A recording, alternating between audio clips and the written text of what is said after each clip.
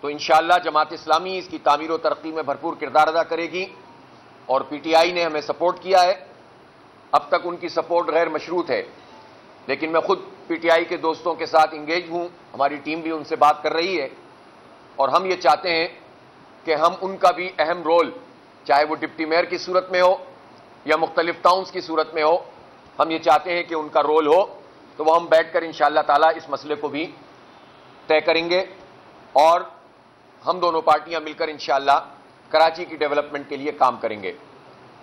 تو میں ایک مرتبہ پھر پی ٹی آئی کی لیڈرشپ کا شکریہ بھی ادا کرتا ہوں، اور اس عزم کا اظہار بھی کرتا ہوں کہ انشاءاللہ اب یہ شہر اپنے اصل کی طرف لوٹے گا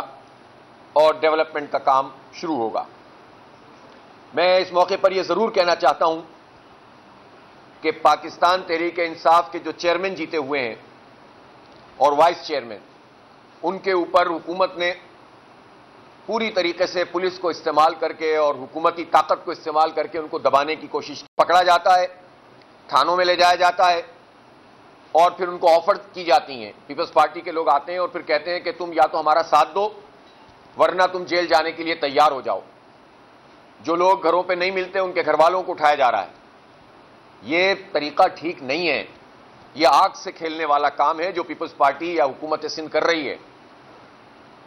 وہ یہ سمجھتے ہیں کہ اس کے ذریعے سے وہ اپنی اکثریت قائم کر لیں گے، تو آج تو پوری دنیا کے سامنے یہ بات واضح ہو گئی کہ وہ سب کچھ کرنے کے باوجود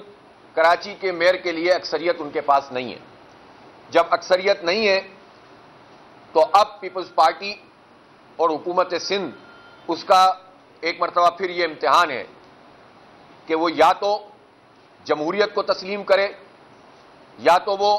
انتخابی عمل کو تسلیم کرے، یا تو وہ کراچی کے عوام کے مینڈیٹ کو تسلیم کرے، یا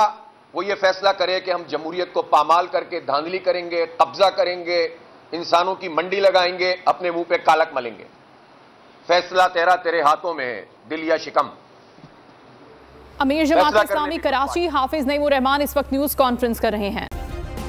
سبسکرائب کریں اور بیل دبائیں تاکہ کوئی خبر رہ نہ جائے۔